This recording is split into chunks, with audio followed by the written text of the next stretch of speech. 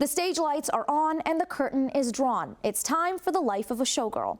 The last time we heard from Taylor Swift, it was the Tortured Poets department, and she seemed to be at her lowest, using lyrics describing crying at the gym and feeling like she was spiraling. But 18 months later, Swift is back, and the story is very different. Recorded throughout her record-smashing Eras tour, The Life of a Showgirl documents Swift's happy, energized life, newly in love with NFL star Travis Kelce.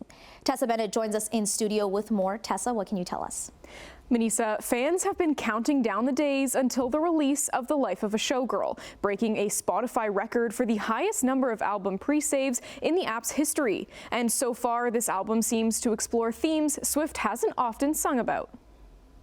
Hey, thank you for the lovely bouquet. You're sweeter than a peach, but you don't know the life of a showgirl, babe. And you're never ever gonna. Lights, camera, action. Taylor Swift's highly anticipated 12th studio album, The Life of a Showgirl, is finally here. After last year's dramatic The Tortured Poets department, the pop sensation is saying goodbye to doom and gloom and raising the curtain on a new era.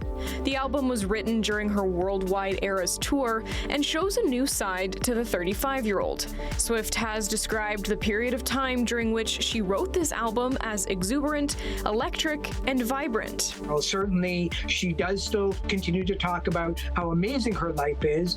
She talks about her fiance quite a bit throughout the record. She also has, the ability to still throw daggers at people who she deemed have done her wrong or badly.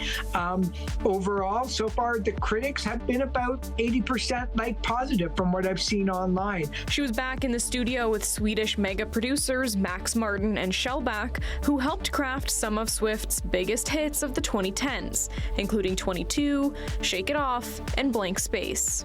But the album also explores some more adult themes than in albums past. Swift is engaged, over the top in love with her fiance, and is not shying away from oversharing details of her life. Track The Fate of Ophelia sees the singer take a Shakespearean tragedy and turn it into a story of love, singing about how Travis Kelce saved her from drowning in emotions. And if you'd never call for me, I might have drowned in melancholy. And no one was surprised to learn Opal was Kelce's birthstone, after the Kansas City tight end mentioned the song Opalite was his favorite track. But my mama told me it's alright. You were dancing through the lightning strikes, sleepless in the onyx night. But now the sky is opalite. But the album also explores some other relationships, or ex-relationships. At least that's according to Swifties. Before the album even released, fans were already speculating the song Actually Romantic could be a diss track aimed at singer Charli XCX. There was a time when the pair shared the stage, but it seems Actually Romantic is Swift's response to a diss track Charli XCX released. Charli XCX is married to a bandmate of Swift's ex, Maddie Healy. I heard you call me boring Barbie when the coke's got you brave. High fives my ex and then you said you're glad he ghosted me. The album ends with a rare duet featuring Sabrina Carpenter for the title track. So she waited by the stage door, asked the club promoter arrived. She said I'd sell my soul to have a taste of a magnificent life. It's all mine, but that's not what showgirls get.